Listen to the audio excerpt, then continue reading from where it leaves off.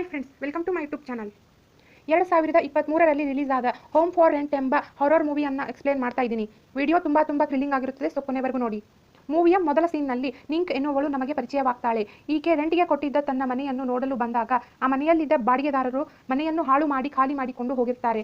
ಅದನ್ನು ನೋಡುವ ನಿಂಕ್ಗೆ ತುಂಬಾನೇ ಬೇಸರವಾಗುತ್ತೆ. ಅಲ್ಲಿಯೇ ಇದ್ದ ರಿಯಲ್ ಎಸ್ಟೇಟ್ ಏಜೆಂಟ್ ಆಗಿರುವ ಟಾಂಗ್ ಒಂದು ಮಾತು ಹೇಳ್ತಾನೆ. ನನಗೆ ಗೊತ್ತಿರುವ ತಾಯಿ ಮಗಳು ಮನೆಯನ್ನು ಹುಡುಕುತ್ತಿದ್ದಾರೆ. ಅವರು ಡಾಕ್ಟರ್ಸ್, ನೀವು ಒಪ್ಪಿದರೆ ಅವರನ್ನು ಕರೆಸುವೆ ಎಂದು ಹೇಳ್ತಾನೆ. ನಿಂಕ್ಗೂ ಹಣದ ಅವಶ್ಯಕತೆ ಇರುವುದರಿಂದ ಸರಿ ಎಂದು ಹೇಳ್ತಾಳೆ. ಆಗ ನಮಗೆ ನಿಂಕ್ನ ಗಂಡನಾದ ಕ್ವೀನ್ ಮಗಳಾದ ಎಂಗ್ ಪರಿಚಯವಾಗ್ತಾರೆ. ಕ್ವೀನ್ಗೆ ತಮ್ಮ ಮತ್ತೊಂದು ಮನೆಯನ್ನು ರೆಂಟ್ಗೆ ಕೊಡಲು ಇಷ್ಟವಿರುವುದಿಲ್ಲ. ಮರುದಿನ ನಿಂಕ್ ಕೆಲಸದ ಮೇಲೆ ಹೊರಗೆ ಹೋಗಿದ್ದಾಗ ಟಾಂಗ್ ಬಾಡಿಗೆದಾರರನ್ನು ಕರೆದುಕೊಂಡು ಬಂದು ನಿಂಕ್ಗೆ ಕಾಲ್ ಮಾಡ್ತಾನೆ. ಮನೆಗೆ ನಿಂಕ್ ಹೋಗುವಷ್ಟರಲ್ಲಿ ಕ್ವೀನ್ನೇ ಮನೆಯನ್ನು ಅವರಿಗೆ ತೋರಿಸಿ ಅವರ ಜೊತೆಗೆ ಮಾತನಾಡ್ತಿರ್ತಾನೆ. ಆಗ ಟಾಂಗ್ ನಿಂಕ್ಗೆ ಬಾಡಿಗೆದಾರರನ್ನ ಪರಿಚಯ ಮಾಡಿಸ್ತಾನೆ. ಅವರ ಹೆಸರು ರೂತ್ ಮಗಳಾದ ನೂಚ್. ಇಬ್ಬರು ಡಾಕ್ಟರ್ಸ್ಗಳೇ ಇರ್ತಾರೆ.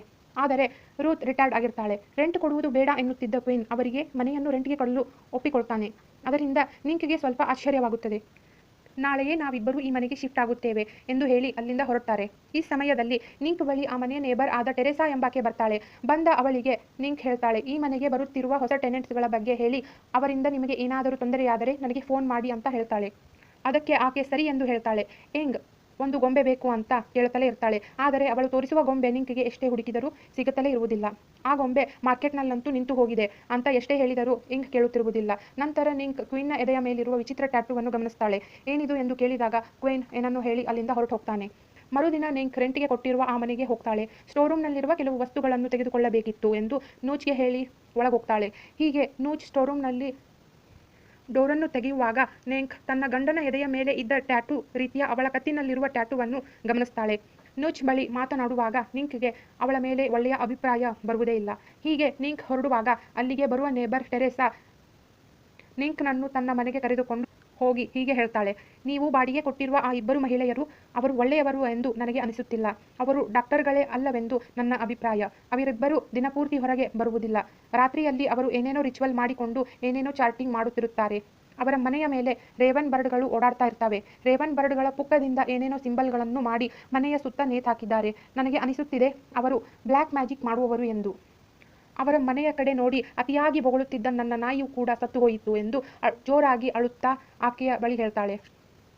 ಆಗ ಮನೆಗೆ ಬರುವ ನೆಂಕ್ ಇಂಟರ್ನೆಟ್ನಲ್ಲಿ ರೂತ್ ಹಾಗೂ ನೂಚ್ ಡಾಕ್ಟರ್ಗಳ ಎಂದು ಚೆಕ್ ಮಾಡ್ತಾಳೆ. ಆದರೆ ಅಲ್ಲಿ ಅವರ ಹೆಸರೇ ಇರುವುದಿಲ್ಲ. ರಾತ್ರಿಯಲ್ಲಿ ನಿಂಕ್ನ ಮನೆಯಲ್ಲಿ ಕೆಲವು ಶ್ಯಾಡೋಗಳು ಓಡಾಡುತ್ತಿರುವುದು ನಮಗೆ ಕಾಣುತ್ತವೆ. ಅದೇ ಸಮಯದಲ್ಲಿ ನಿಂಕ್ಗೆ ಟೆರೆಸಾ ಮೆಸೇಜ್ ಮಾಡ್ತಾಳೆ. ಅದರಲ್ಲಿ ಈ ಮನೆಯವರು ಪುನಃ ರಿಚುವಲ್ ಶುರು ಮಾಡುತ್ತಿದ್ದಾರೆ ಎಂದು ಒಂದು ವಿಡಿಯೋವನ್ನು ಮಾಡಿ ನಿಂಕ್ಗೆ ಸೆಂಡ್ ಮಾಡ್ತಾಳೆ. ಅದನ್ನು ನೋಡಿ ಗಾಬರಿಯಾಗುವ ನೆಂಕ್ ಮರುದಿನವೇ ಟೆರೆಸಾಳನ್ನು ಮೀಟ್ ಮಾಡಲು ಹೋಗ್ತಾಳೆ. ಆ ಮನೆಗೆ ಹೋಗುವುದಕ್ಕಿಂತ ಮುಂಚೆಯೇ ಅವಳ ಬಳಿ ಬರುವ ನೂಚ್ ಟೆರೆಸಾ ಮನೆಯನ್ನು ಖಾಲಿ ಮಾಡಿಕೊಂಡು ಹೋದಳು ಎಂದು ಹೇಳ್ತಾಳೆ. ಅದರಿಂದ ನಿಂಕ್ನ ಭಯ ಇನ್ನೂ ಹೆಚ್ಚಾಗುತ್ತದೆ. ಅದೇ ಭಯದಲ್ಲಿ ಮನೆಗೆ ಬಂದಾಗ ಎಂಗ್ ಕೇಳುತ್ತಿದ್ದ ಡಾಲ್ ಮನೆಯಲ್ಲಿರುತ್ತದೆ. ಇದನ್ನು ತಂದು ಕೊಟ್ಟವರು ಯಾರು ಎಂದು ಇಂಗ್ಗೆ ಕೇಳಿದಾಗ ಆಕೆ ಅಪ್ಪ ಅಂತ ಹೇಳ್ತಾಳೆ. ಆ ಗೊಂಬೆಯನ್ನು ನೋಡುವ ನೆಂಕ್ಗೆ ಗೊತ್ತಾಗುವುದೇನೆಂದರೆ ಇದು ಯಾರೋ ಯೂಸ್ ಮಾಡಿರುವ ಗೊಂಬೆ ಎಂದು. ರಾತ್ರಿಯಲ್ಲಿ ನಿಂಕ್ಗೆ ತನ್ನ ಗಂಡನಾದ ಕ್ವೀನ್ ಟೆರೆಸ್ ಮೇಲೆ ಏನೋ ಮಂತ್ರಗಳನ್ನು ಜಪ ಮಾಡುತ್ತಿದ್ದಾನೆ ಎಂದು ಗೊತ್ತಾಗುತ್ತದೆ. ತನಗೆ ಗೊತ್ತಾಗಿರುವ ಈ ವಿಷಯ ಅವನಿಗೆ ಗೊತ್ತಾಗಬಾರದೆಂದು ಮನೆಗೆ ಬರುವ ನೆಂಕ್ ಅತಿಯಾಗಿ ಅಳುತ್ತಾ ಮಲಗಿಕೊಳ್ತಾಳೆ. ನಮ್ಮವರಿಗೆಲ್ಲ ಏನಾಗುತ್ತದೆ ಎಂಬ ಚಿಂತೆ ನಿಂಕ್ಗೆ ಶುರುವಾಗುತ್ತೆ. ಮರುದಿನ ಬಾತ್ರೂಮ್ನ ಒಂದು ಜಾಗದಲ್ಲಿ ಬ್ಲ್ಯಾಕ್ ಮ್ಯಾಜಿಕ್ ರಿಚುವಲ್ಗೆ ಸಂಬಂಧಪಟ್ಟಿರುವ ವಸ್ತುಗಳು ತುಂಬಿರುವುದನ್ನು ನೋಡಿ ನಿಂಕ್ಗೆ ಅತಿಯಾದ ಗಾಬರಿಯಾಗುತ್ತೆ. ಈ ಕೆಲಸ ಮಾಡಿರುವುದು ಕ್ವೀನ್ನೇ ಎಂದು ನಿಂಕ್ಗೆ ಗೊತ್ತಾಗುತ್ತೆ. ಸಂಜೆಯ ಸಮಯದಲ್ಲಿ ನಿಂಕ್ ಇಂಗ್ನನ್ನು ಕರೆದುಕೊಂಡು ಬರಲು ಸ್ಕೂಲ್ ಕಡೆಗೆ ಹೋದಾಗ ಅವಳಿಗೆ ತನ್ನ ಮಗಳ ಜೊತೆಗಿರುವ ರೂತ್ ಕಾಣ್ತಾಳೆ. ಅವಳನ್ನು ನೋಡುವ ನಿಂಕ್ಗೆ ಗಾಬರಿಯಾಗಿ ಅವಳ ಬಳಿ ಓಡಿ ಹೋದರೂ ರೂತ್ ಇರುವುದಿಲ್ಲ. ಈ ಸಮಯದಲ್ಲಿ ಇಂಗ್ನ ಮೇಲೆ ಕ್ವೀನ್ನ ಹಾಗೂ ನೂಚ್ ಮೇಲಿದ್ದ ಸೇಮ್ ಟ್ಯಾಟೂ ಕಾಣುತ್ತೆ. ಇಲ್ಲಿ ಯಾವುದೋ ತಪ್ಪು ನಡೆಯುತ್ತಿದೆ ಎಂದು ತಿಳಿಯುವ ನೆಂಕ್ ತನ್ನ ಮಗಳನ್ನು ಈ ಊರಿನಿಂದಲೇ ಕರೆದುಕೊಂಡು ಹೋಗಲು ಲಗೇಜ್ ಪ್ಯಾಕ್ ಮಾಡಿಕೊಳ್ತಾಳೆ. ಇನ್ನೇನು ಮನೆ ಬಿಟ್ಟು ಹೋಗಬೇಕೆನ್ನುವಾಗ ಕ್ವೀನ್ ಬರ್ತಾನೆ. ಅವನಿಗೆ ರೂತ್ ಕೆಟ್ಟವಳು ಎಂದು ಹೇಳಿದಾಗ ಅದನ್ನು ಒಪ್ಪದ ಸ್ಥಿತಿಯಲ್ಲಿ ಕ್ವೀನ್ ಇರುವುದಿಲ್ಲ. ವಿಚಿತ್ರವೇನೆಂದರೆ ಬಾಡಿಗೆಗೆ ಇರುವ ರೂತ್ನನ್ನು ಕ್ವೀನ್ ಮದರ್ ಎಂದು ಕರೆಯುತ್ತಿರುತ್ತಾನೆ. ಕ್ವೀನ್ ಎಷ್ಟೇ ಹೇಳಿದರೂ ಕೇಳದೆ ತನ್ನ ಮಗಳನ್ನು ನೆಂಕ್ ಕರೆದುಕೊಂಡು ಹೋಗಲು ನೋಡಿದಾಗ ಕ್ವೀನ್ ಆಕೆಯ ಕೆನ್ನೆಗೆ ಹೊಡಿತಾನೆ. ಆಗ ನೆಂಕ್ ಅವನ ಮಾತನ್ನು ಕೇಳದೆ ಇಂಗ್ನನ್ನು ಕರೆದುಕೊಂಡು ಹೋಟೆಲ್ ಕಡೆಗೆ ಹೊರಟೋಗ್ತಾಳೆ. ಹೋಟೆಲ್ನಲ್ಲಿರುವಾಗ ಎಂಗ್ ಅಪ್ಪನಿಗೆ ಸಹಾಯ ಮಾಡಬೇಕು, ನಾನು ಅವರ ಬಳಿ ಹೋಗಬೇಕು ಕೇಳುತ್ತಲೇ ಇರ್ತಾಳೆ. ಆಗ ನೆಂಕ್ ಯಾವ ಸಹಾಯವೆಂದು ಹೇಳು ಅಂದರೂ ಎಂಗ್ ಹೇಳುತ್ತಿರುವುದಿಲ್ಲ. ಸ್ವಲ್ಪ ಸಮಯದ ಮಟ್ಟಿಗೆ ನಿಂಗ್ ಹೋಟೆಲ್ನಿಂದ ಹೊರ ಹೋಗ್ತಾಳೆ. ಹೋಗಿ ಬರುವಷ್ಟರಲ್ಲಿ ಇಂಗ್ ಹೋಟೆಲ್ನಲ್ಲಿ ಇರುವುದಿಲ್ಲ. ಅಲ್ಲಿ ಕೆಲಸ ಮಾಡುವವರಿಂದ ಗೊತ್ತಾಗುವುದೇನೆಂದರೆ ಇಂಗ್ನನ್ನು ಅವಳ ತಂದೆಯೇ ಕರೆದುಕೊಂಡು ಹೋದರು ಎಂದು. ಆಗ ನೆಂಕ್ ಕ್ವೀನ್ನ ಮನೆಗೆ ಹೋಗ್ತಾಳೆ. ಅಲ್ಲಿ ಯಾರೂ ಇರುವುದಿಲ್ಲ. ರೂತ್ನ ಮನೆಗೆ ಹೋದರೆ ಯಾರೂ ಕಾಣುವುದಿಲ್ಲ. ಅದೇ ಮನೆಯಲ್ಲಿ ಹಲವಾರು ಡೆಮಾನಿಕ್ ಸಿಂಬಲ್ಗಳ ಇರುವುದನ್ನು ನೋಡಿ ತುಂಬ ಗಾಬರಿಯಾಗ್ತಾಳೆ. ಆಗ ಬರುವ ಟಾಂಗ್ ರೂತ್ ಎಲ್ಲಿದ್ದಾಳೆ ಎಂದು ನನಗೆ ಗೊತ್ತು ಎಂದು ಹೇಳಿ ನಿಂಕ್ನನ್ನು ಕರೆದುಕೊಂಡು ಹೋಗ್ತಾನೆ. ಅವನ ಕೈನಲ್ಲಿದ್ದ ಟ್ಯಾಟೂ ಇಂದ ನಿಂಕಿಗೆ ಗೊತ್ತಾಗುವುದೇನೆಂದರೆ ಈ ಟಾಂಗ್ ಕೂಡ ಕಲ್ಟ್ಗೆ ಸೇರಿದವನು ಎಂದು. ಆಗ ನೆಂಕ್ ಅಲ್ಲಿಂದ ಓಡಿ ಹೋಗಲು ನೋಡಿದಾಗ ಅವಳಿಗೆ ಹೊಡೆದು ಪ್ರಜ್ಞೆ ತಪ್ಪಿಸ್ತಾನೆ. ಆಗ ಸೀನ್ ಚೇಂಜ್ ಆಗುತ್ತದೆ. ಈ ಸೀನ್ ಶುರುವಾಗುವುದು 11 ವರ್ಷಗಳ ಹಿಂದೆ.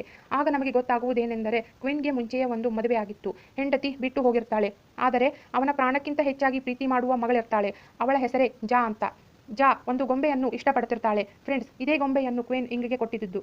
ಒಂದು ದಿನ ಜಾ ಸ್ನಾನ ಮಾಡುವಾಗ ಗೀಸರ್ ಬ್ಲಾಸ್ಟ್ನಿಂದ ಸತ್ತು ಹೋಗ್ತಾಳೆ. ಆ ನೋವಿನಿಂದ ಹೊರಬರಲು ಕ್ವೀನ್ನಿಂದ ಆಗುತ್ತಲೇ ಇರುವುದಿಲ್ಲ. ಕೆಲಸಕ್ಕೂ ಹೋಗದೆ ಮನೆಯಲ್ಲೇ ಡಿಪ್ರೆಷನ್ಗೆ ಒಳಗಾಗ್ತಾನೆ. ಹಲವಾರು ತಿಂಗಳು ಒಂಟಿಯಾಗಿಯೇ ಕಷ್ಟಗಳನ್ನು ಅನುಭವಿಸ್ತಾನೆ. ಹೀಗಿರುವಾಗ LIC ಏಜೆಂಟ್ ಆಗಿ ನಿಂಕ್ ಪರಿಚಯವಾಗ್ತಾಳೆ. ಪರಿಚಯ ಸ್ನೇಹವಾಗಿ ಪ್ರೀತಿಯಾಗಿ ಅವಳನ್ನೇ ಮದುವೆ ಆಗ್ತಾನೆ. ಆಗ ಹುಟ್ಟುವವಳೆ ಈ ಇಂಗ್ ಚಿಕ್ಕ ವಯಸ್ಸಿನಿಂದಲೇ ಜಾ ಆತ್ಮದ ಜೊತೆಗೆ ಮಾತನಾಡ್ತಿರ್ತಾಳೆ. ಇದನ್ನು ಗಮನಿಸಿರುವ ಕ್ವೀನ್ಗೆ ಶಾಕ್ ಆಗುತ್ತೆ. ಆಗ ನಮಗೆ ಗೊತ್ತಾಗುವುದೇನೆಂದರೆ ಇಂಗ್ ಆತ್ಮಗಳ ಜೊತೆ ಮಾತನಾಡುವ ಸ್ಪೆಷಲ್ ಪವರ್ ಇರುವ ಹುಡುಗಿ ಎಂದು. ಹೀಗಿರುವಾಗ ಮನೆಯ ರೆಂಟ್ಗೆಂದು ಟಾಂಗ್, ರೋಜ್ ಹಾಗೂ ನೂಚನ್ನು ಕರೆದುಕೊಂಡು ಬಂದಿರ್ತಾನೆ. ಕೆಲಸದ ಮೇಲೆ ನಿಂಕ್ ಹೊರ ಹೋಗಿದ್ದಾಗ ಕಾರಣ ಕ್ವೀನ್ನೇ ಅವರಿಬ್ಬರಿಗೂ ಮನೆ ತೋರಿಸ್ತಾನೆ. ಮನೆಯನ್ನು ನೋಡುವ ರೂತ್ಗೆ ಜಾ ಯಾವ ರೀತಿ ಸತ್ತಳು ಎಂದು ಅವಳಿಗೆ ಗೊತ್ತಾಗುತ್ತೆ. ಇದರ ಬಗ್ಗೆ ಕ್ವೀನ್ಗೆ ಹೇಳುವ ರೂತ್, ನಿನ್ನ ಮಗಳು ಜಾ ಮುಕ್ತಿ ಸಿಗದೆ ಮನೆಯಲ್ಲಿ ಆತ್ಮವಾಗಿ ಅಲಿದಾಡುತ್ತಿದ್ದಾಳೆ. ನನ್ನ ಮಾತನ್ನು ನೀನು ಕೇಳಿದರೆ ನಾನು ನಿನಗೆ ಸಹಾಯ ಮಾಡಬಹುದು ಎಂದು ಹೇಳ್ತಾಳೆ.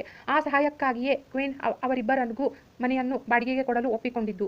ಅವರು ಮನೆಗೆ ಶಿಫ್ಟ್ ಆದ ಕೆಲವೇ ದಿನದಲ್ಲಿ ಕ್ವೀನ್ ರೂತ್ನನ್ನು ಮೀಟ್ ಮಾಡ್ತಾನೆ. ತನ್ನ ಮಗಳ ಬಗ್ಗೆ ಕೇಳಿಕೊಳ್ತಾನೆ. ಆಗ ರೂತ್ ಹೀಗೆ ಹೇಳ್ತಾಳೆ, ನಿನ್ನ ಮಗಳ ಆತ್ಮಕ್ಕೆ ಮುಕ್ತಿ ಸಿಕ್ಕಿಲ್ಲ. ಅವಳು ಸತ್ತಾಗ 7 ವರ್ಷದವಳು. ಅವಳ ಆತ್ಮಕ್ಕೆ ಮುಕ್ತಿ ಕೊಡಿಸುವ ಬದಲು ಈ 7 ವರ್ಷದ ಮತ್ತೊಂದು ಹುಡುಗಿಗೆ ಆ ಆತ್ಮವನ್ನು ವರ್ಗಾಯಿಸಬಹುದು ಎಂದು ಹೇಳ್ತಾಳೆ. ಆಗ ಕ್ವೀನ್, ಒಂದೇ ದೇಹದಲ್ಲಿ 2 ಆತ್ಮಗಳಿರಲು ಹೇಗೆ ಸಾಧ್ಯ ಎಂದು ಕೇಳ್ತಾನೆ. ಅದಕ್ಕೆ ರೂತ್, ಒಂದೇ ದೇಹದಲ್ಲಿ 2 ಆತ್ಮಗಳು ವಾಸ ಮಾಡಲು ಸಾಧ್ಯವಿದೆ. ಆ ಕೆಲಸವನ್ನು ನಾನು ಮಾಡಿಕೊಡುವೆ. ನಿನ್ನ ಮಗಳಾದ ಇಂಗ್ ಕೂಡ ಅದೇ ಏಜ್ನವಳು. ಅವಳನ್ನು ಒಪ್ಪಿಸಿದರೆ ನಿನ್ನ ಮೊದಲ ಮಗಳಾದ ಜಾ ಕೂಡ ಅವಳ ಜೊತೆಯಲ್ಲಿಯೇ ಬದುಕಬಹುದು. ನಿನ್ನೊಂದಿಗೆ ಮಾತನಾಡ್ತಾಳೆ ಎಂದು ಹೇಳ್ತಾಳೆ. ಫ್ರೆಂಡ್ಸ್, ಈ ರೀತಿಯ ಸಹಾಯವನ್ನು ರೂತ್ ಮಾಡುತ್ತಿರುವ ಕಾರಣಕ್ಕೇನೆ ಕ್ವೀನ್ ರೂತ್ನನ್ನು ಮದರ್ ಎಂದು ಕರೆಯುತ್ತಿರುತ್ತಾನೆ. ಮನೆಗೆ ಬರುವ ಕ್ವೀನ್ ಜಾ ಉಪಯೋಗಿಸುತ್ತಿದ್ದ ಡಾಲನ್ನು ಇಂಗ್ಗೆ ಕೊಟ್ಟು ಮಾತನಾಡ್ತಾನೆ. ನಂತರ ತನ್ನ ಮೊದಲ ಮಗಳಾದ ಜಾ ಬಗ್ಗೆಯೂ ಅವಳಿಗೆ ಹೇಳ್ತಾನೆ. ತನ್ನ ದುಃಖವನ್ನೆಲ್ಲ ಇಂಗ್ನ ಬಳಿ ಹೇಳಿಕೊಂಡು ಅತ್ತಾಗ ತನ್ನ ದೇಹಕ್ಕೆ ಜಾ ಆತ್ಮವನ್ನು ಕರೆಸಿಕೊಳ್ಳಲು ಇಂಗ್ ಒಪ್ಪಿಗೆಯನ್ನು ಕೊಡ್ತಾಳೆ. ಈ ಕೆಲಸಕ್ಕೆ ತಾನು ಕೂಡ ಸಹಾಯ ಮಾಡಲು ಮುಂದಾಗ್ತಾಳೆ. ಆಗ ಇಂಗ್ ಒಮ್ಮೆ ತನ್ನ ತಾಯಿಗೂ ಅಪ್ಪನಿಗೂ ಸಹಾಯ ಮಾಡಲು ನಾನು ಹೋಗಬೇಕು ಎಂದು ಹೇಳಿದ್ದು. ನಂತರ ಕ್ವೀನ್ ನಿಂಕ್ಗೆ ಗೊತ್ತಾಗದಂತೆ ಮನೆಯಲ್ಲೊಂದು ರಿಚುವಲ್ಗಳನ್ನು ಮಾಡಲು ಮುಂದಾಗ್ತಾನೆ. ಅದಕ್ಕೆ ಬೇಕಾಗಿರುವ ವಸ್ತುಗಳನ್ನು ಬಾತ್ರೂಮ್ನ ಸ್ಟೋರ್ರೂಮ್ನಲ್ಲಿ ಸೆಟ್ ಮಾಡ್ತಾನೆ. ರಾತ್ರಿಯಲ್ಲಿ ರೂತ್ ಹೇಳುವ ರೀತಿ ಟೆರೆಸ್ನ ಮೇಲೆ ಹೋಗಿ ಕೆಲವು ಮಂತ್ರಗಳನ್ನು ಚಾಟಿಂಗ್ ಮಾಡಲು ಮುಂದಾಗ್ತಾನೆ. ತಾನು ಜಾ ಮಗಳನ್ನು ಇಂಗ್ನ ಒಳಗೆ ಕರೆಸಲು ಇಷ್ಟೆಲ್ಲ ಮಾಡುತ್ತಿರುವುದು ಎಂದು ಕ್ವೀನ್ ನಿಂಕ್ಗೆ ಹೇಳೇ ಇರುವುದಿಲ್ಲ. ಅವನಿಗೆ ಗೊತ್ತಿತ್ತು ಈ ವಿಷಯವನ್ನು ಹೇಳಿದರೆ ನಿಂಕ್ ಒಪ್ಪುವುದಿಲ್ಲವೆಂದು. ಹಾಗಾಗಿ ಅವಳಿಗೆ ತಿಳಿಯದಂತೆ ಇವೆಲ್ಲವನ್ನು ಮಾಡುತ್ತಿದ್ದ. ಇವೆಲ್ಲವನ್ನು ತಾನೇ ತಿಳಿದುಕೊಳ್ಳುವ ನಿಂಕ್ ಇಂಗ್ನನ್ನು ಕರೆದುಕೊಂಡು ಮನೆ ಬಿಟ್ಟು ಹೋಗ್ತಾಳೆ. ಇಬ್ಬರು ಹೋಟೆಲ್ನಲ್ಲಿರ್ತಾರೆ ಎಂದು ತಿಳಿಯುವ ಕ್ವೀನ್ ತನ್ನ ಮಗಳನ್ನು ಕರೆದುಕೊಂಡು ಹೋಗ್ತಾನೆ. ನಾವು ಹೋಟೆಲ್ನಲ್ಲಿ ಇದ್ದೇವೆ ಎಂದು ಇಂಗ್ ತನ್ನ ತಂದೆಗೆ ಕಾಲ್ ಮಾಡಿ ಹೇಳಿರ್ತಾಳೆ. ನಂತರ ಕ್ವೀನ್ ರಿಚುವಲ್ಗಾಗಿ ಎಂದು ಇಂಗ್ನನ್ನು ಕರೆದುಕೊಂಡು ರೂತ್ನ ಮನೆಗೆ ಹೋಗ್ತಾನೆ. ಆದರೆ ರಿಚುವಲ್ ಆ ಮನೆಯಲ್ಲಿ ನಡೆಯುವುದಿಲ್ಲ. ಮೇನ್ ರಿಚುವಲ್ ನಡೆಯುವುದು ಟೆರೆಸಾ ಇದ್ದ ಮನೆಯಲ್ಲಾಗಿರುತ್ತೆ. ಮನೆಗೆ ಬರುವ ಕ್ವೀನ್ ಇಂಗ್ನ ಹಣೆಯ ರಿಚುವಲ್ ಸಿಂಬಲ್ ಅನ್ನು ಬರಿತಾನೆ. ಅವಳನ್ನು ಒಂದು ರೂಮ್ನಲ್ಲಿ ಬಿಟ್ಟು ಹೊರಗೆ ಬಂದಾಗ ಅಲ್ಲಿಗೆ ಬರುವುದೇ ಟೆರೆಸಾ. ಆಕೆ ರೂತ್ನ ಕಂಟ್ರೋಲಲ್ಲಿ ಇರ್ತಾಳೆ. ಬಂದ ಆಕೆ ಕ್ವೀನ್ಗೆ ಚಾಕುವಿನಿಂದ ಚುಚ್ಚಿ ಬಿಡ್ತಾಳೆ. ಆಗ ಕ್ವೀನ್ ಸಾಯುವ ಸ್ಟೇಜ್ಗೆ ಹೋಗ್ತಾನೆ. ಆಗ ಬರುವ ರೂತ್ ಟೆರೆಸಾಗೆ ಚಾಕುವಿನಿಂದ ಚುಚ್ಚಿ ಅವಳನ್ನು ಕೊಂದು ಹಾಕ್ತಾಳೆ. ಕ್ವೀನ್ ಅಂದುಕೊಳ್ತಾನೆ ರೂತ್ ನನ್ನನ್ನು ಕಾಪಾಡುತ್ತಾಳೆ ಎಂದು. ಆದರೆ ಆಕೆ ಹಾಗೆ ಮಾಡುವುದಿಲ್ಲ. ಅವಳಿಗೂ ಕ್ವೀನ್ ಸಾಯುವುದೇ ಬೇಕಾಗಿತ್ತು. ಆಗ ರೂತ್ ಒಂದು ಬಾಕ್ಸ್ನಲ್ಲಿದ್ದ ಒಂದು ಡಾಲನ್ನು ತೆಗೆದುಕೊಳ್ತಾಳೆ. ಸಾಯುತ್ತಿರುವ ಕ್ವೀನ್ಗೆ ಹೀಗೆ ಹೇಳ್ತಾಳೆ, ಈ ಗೊಂಬೆಯೇ ನನ್ನ ಕಿರಿಯ ಮಗಳಾದ ಪ್ರೇ ಎನ್ನುವಳೆ ಆತ್ಮವಿದೆ. ಈಕೆ 7 ವರ್ಷದವಳಾಗಿದ್ದಾಗ ನೀರಿನಲ್ಲಿ ಮುಳುಗಿ ಸತ್ತು ಹೋದಳು. ಇವಳ ಆತ್ಮಕ್ಕೆ ಸರಿಯಾದ ದೇಹವನ್ನು ನಾವು ಹುಡುಕಿದ್ದೆವು. ಆದರೆ ನಮಗೆ ಸಿಕ್ಕಿ ಸರಿಯಾದ ದೇಹ ನಿನ್ನ ಮಗಳದು ಇಂಗದು. ಇಂಗ್ಗೆ ಜಾ ಆತ್ಮವನ್ನು ಸೇರಿಸಲು ನಾವು ಬಂದಿಲ್ಲ, ನನ್ನ ಮಗಳ ಆತ್ಮವನ್ನು ಸೇರಿಸಲು ಬಂದಿರುವುದು ಎಂದು ಒಂದು ಫ್ಲ್ಯಾಶ್ ಬ್ಯಾಕ್ ಅನ್ನು ಹೇಳ್ತಾಳೆ. ಅದೇನೆಂದರೆ ಈ ರೂತ್, ನೂಚ್ ಹಾಗೂ ಟಾಂಗ್ ಪ್ರೇ ಆತ್ಮಕ್ಕೆ ಸರಿಯಾದ ದೇಹಕ್ಕಾಗಿ ಎಲ್ಲ ಕಡೆ ಹುಡುಕಾಡುತ್ತಿದ್ದಾರೆ. ಆಗ ಅವರಿಗೆ ಆತ್ಮಗಳನ್ನು ನೋಡುವ ಶಕ್ತಿ ಇರುವ ಇಂಗ್ನ ಬಗ್ಗೆ ಗೊತ್ತಾಗುತ್ತೆ. ಈಕೆಯ ದೇಹವೇ ನನ್ನ ಮಗಳಿಗೆ ಸೂಕ್ತವೆಂದು ತಿಳಿಯುವ ರೂತ್ ಇಂಗ್ನನ್ನ ಆಯ್ಕೆ ಮಾಡಿಕೊಳ್ತಾಳೆ. ಏನನ್ನೋ ಪ್ಲಾನ್ಗಳನ್ನು ಮಾಡಿ ಅವರ ಬಾಡಿಗೆ ಮನೆಗೆ ಸೇರಿಕೊಳ್ತಾರೆ. ಅಲ್ಲಿಯೇ ಅಲಿದಾಡುತ್ತಿರುವ ಜಾ ಆತ್ಮವನ್ನು ಗೊಂಬೆಯಲ್ಲಿ ಬಂಧಿಸ್ತಾರೆ. ಕ್ವೀನ್ಗೆ ನಿನ್ನ ಮಗಳಾದ ಜಾ ಆತ್ಮವನ್ನು ಇಂಗ್ನಲ್ಲಿ ಇರಿಸುವೆ ಎಂದು ಸುಳ್ಳು ಹೇಳಿ ಕ್ವೀನ್ಗೂ ಮೋಸ ಮಾಡ್ತಾರೆ. ನಂತರ ಇಂಗ್ನ ಜೊತೆ ಮಾತನಾಡಲು ರೂತ್ ಒಮ್ಮೆ ಅವಳ ಸ್ಕೂಲ್ಗೆ ಹೋಗ್ತಾಳೆ. ಆಗ ಇಂಗ್ ಹೇಳುತ್ತಾಳೆ, ಒಂದೇ ದೇಹದಲ್ಲಿ 2 ಆತ್ಮಗಳು ಇರಲು ಹೇಗೆ ಸಾಧ್ಯವೆಂದು ಅಪ್ಪ ಹೇಳಿದರು, ಅದು ನಿಜಾನ ಎಂದು ಕೇಳುತ್ತಾಳೆ. ಆಗ ರೂತ್, ನಿಜ ಎಂದು ಹೇಳಿ ಮತ್ತೊಂದು ಮಾತು ಹೇಳ್ತಾಳೆ. ಅದೇನೆಂದರೆ, ನನ್ನ ದೇಹದಲ್ಲಿ 2 ಆತ್ಮಗಳಿವೆ ಎಂದು. ಆ ಆತ್ಮವನ್ನು ಮತ್ತೊಂದು ಡೈಮೆನ್ಷನ್ನಲ್ಲಿ ರೂತ್ ಇಂಗ್ಗೆ ತೋರಿಸ್ತಾಳೆ. ಹಾಗೆ ಇಂಗ್ನಿಂದ ಈ ರಿಚುವಲ್ಗೆ ಒಪ್ಪಿಗೆಯನ್ನು ತೆಗೆದುಕೊಳ್ತಾಳೆ. ಫ್ರೆಂಡ್ಸ್, ಈ ರೂತ್ನ ತಾತಾರು ಕೂಡ ಇದೇ ರೀತಿ ಬ್ಲ್ಯಾಕ್ ಮ್ಯಾಜಿಕ್ ಅನ್ನು ಮಾಡಿಕೊಂಡು ಬಂದವರೇ. ಇವರ ಮುಖ್ಯ ಗುರಿ ಆತ್ಮಗಳನ್ನು ಬಂಧಿಸಿ ನಂತರ ಬೇರೊಂದು ದೇಹಕ್ಕೆ ಸೇರಿಸುವುದು. ನಂತರ ಸೀನ್ ಪ್ರೆಸೆಂಟ್ ಟೈಮಲ್ಲಿ ಶುರುವಾಗುತ್ತೆ.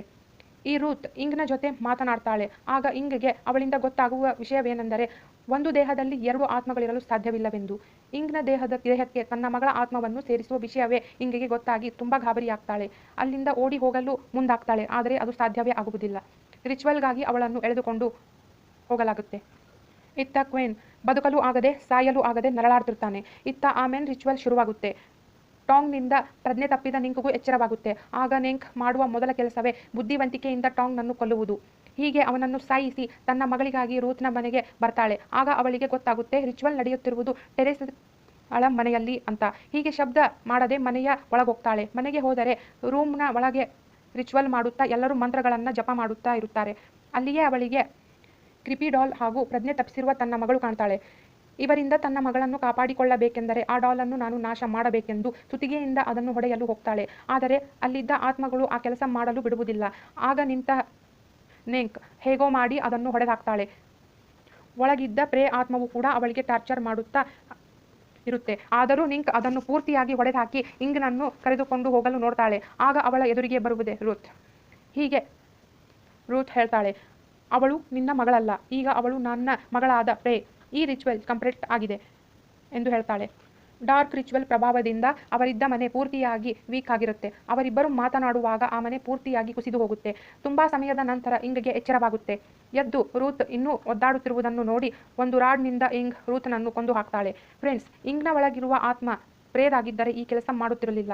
ಆದರೆ ರೂತ್ನನ್ನು ಇಂಗ್ ಸಾಯಿಸಿದಳು ಅಂದರೆ ಅವಳ ಒಳಗೆ ಪ್ರೇ ಆತ್ಮ ಇಲ್ಲ, ಅವಳ ಒಳಗಿದ್ದದ್ದು ಜಾ ಆತ್ಮ. ಹೌದು, ಮನೆ ಯಾವಾಗ ಕುಸಿಯಿತೋ ಜಾ ಬಂದಿಯಾಗಿದ್ದ ಗೊಂಬೆ ಕ್ವೀನ್ನ ಬಳಿ ಬೀಳುತ್ತೆ. ಸಾಯುವ ಕೊನೆ ಹಂತದಲ್ಲಿರುವ ಕ್ವೀನ್ ಆ ಗೊಂಬೆಯ ಹಣೆಯ ಮೇಲೆ ತನ್ನ ರಕ್ತದಿಂದ ಸಿಂಬಲ್ ಅನ್ನು ಬರಿತಾನೆ. ಜಾ ಆತ್ಮವನ್ನು ಬಿಡುಗಡೆ ಮಾಡಿ ರೂತ್ ಹೇಳಿಕೊಟ್ಟಿದ್ದ ಮಂತ್ರವನ್ನು ಹೇಳಿದ್ದ ಕಾರಣ ಜಾ ಆತ್ಮ ಇಂಗ್ನ ದೇಹವನ್ನು ಸೇರಿಕೊಳ್ಳುತ್ತೆ. ನೆಂಕ್ ಯಾವಾಗ ಆ ಗೊಂಬೆ ಸುತ್ತಿಗೆಯಿಂದ ಹೊಡೆದು ಹಾಕಿದಳು ರಿಚುವಲ್ ಯಶಸ್ವಿ ಆಗುವುದಿಲ್ಲ. ಆದರೆ ರೂತ್ ರಿಚುವಲ್ ಕಂಪ್ಲೀಟ್ ಆಯಿತೆಂದು ಅಂದುಕೊಂಡಿರ್ತಾಳೆ. ಆದರೆ ನಿಜವಾಗಿ ಇಂಗ್ ಒಳಗಿರುವುದು ಒಳ್ಳೆಯ ಆತ್ಮವಿರುವ ಜಾದಾಗಿರುತ್ತೆ. ಆಗ ಅಲ್ಲಿಗೆ ಪೊಲೀಸ್ ಟೀಮ್ ಹಾಗೂ ಆಂಬ್ಯುಲೆನ್ಸ್ ಬಂದ ಕೂಡಲೇ ಸೀನ್ ಚೇಂಜ್ ಆಗುತ್ತದೆ. ಈ ಸೀನ್ ಶುರುವಾಗುವುದೇ ಹಾಸ್ಪಿಟಲ್ನಲ್ಲಿ. ಆಗ ನಮಗೆ ಗೊತ್ತಾಗುವುದೇನೆಂದರೆ ಇಂಗ್ ಹಾಗೂ ನಿಂಕ್ನನ್ನು ಬಿಟ್ಟು ಆ ಮನೆಯಲ್ಲಿ ಇದ್ದವರೆಲ್ಲ ಸತ್ತು ಹೋಗಿದ್ದಾರೆ ಎಂದು. ಆಗ ನಿಂಕ್ ತನ್ನ ಮಗಳ ಬಳಿ ಬರ್ತಾಳೆ. ನೋಡಿದರೆ ಇಂಗ್ನ ಬಳಿ ಕ್ವೀನ್ ಹಾಗೂ ಜಾ ಇರುವ ಫೋಟೋ ಇರುತ್ತೆ. ಆಗ ಇಂಗ್ ಅತಿಯಾಗಿ ಅಳಲು ಶುರು ಮಾಡಿ ಸಾರಿ ಕೇಳ್ತಾಳೆ. ನಿಂಕ್ನನ್ನು ಅಮ್ಮ ಎಂದು ಕರೆಯದೆ ಚಿಕ್ಕಮ್ಮ ಎಂದು ಕರೆಯದು ನಾನು ಇಂಗ್ ಅಲ್ಲ ಜಾ ಎಂದು ಹೇಳ್ತಾಳೆ. ಈ ಮಾತನ್ನು ಕೇಳಿದ ನಿಂಕ್ಗೆ ದೊಡ್ಡ ಆಘಾತವಾಗುತ್ತೆ. ಇಂಗ್ನನ್ನು ಕಳೆದುಕೊಂಡು ತುಂಬ ಅಳುತ್ತಾ ನಂತರ ಜಾ ಬಳಿ ಬಂದು ಅವಳನ್ನು ತಬ್ಬಿಕೊಳ್ತಾಳೆ. ಅಂದರೆ ಜಾನನ್ನೇ ನನ್ನ ಮಗಳೆಂದು ನಿಂಕ್ ಒಪ್ಪಿಕೊಳ್ತಾಳೆ. ನೆಕ್ಸ್ಟ್ ಸೀನ್ನಲ್ಲಿ ತನ್ನ ತಾಯಿಯ ಮನೆಯಲ್ಲಿರುವ ಇಂಗ್ನನ್ನು ನೋಡ್ತೀವಿ. ಜಾನನ್ನು ನಿಂಕ್ ತನ್ನ ಮಗಳಾಗಿ ಒಪ್ಪಿಕೊಂಡು ತುಂಬ ಪ್ರೀತಿಯಿಂದ ಬೆಳೆಸುತ್ತಾಳೆ. ಅಲ್ಲಿಗೆ ಹೋಮ್ ಫಾರ್ ರೆಂಟ್ ಮೂವಿಯನ್ನು ಎಂಡ್ ಮಾಡಲಾಗಿದೆ.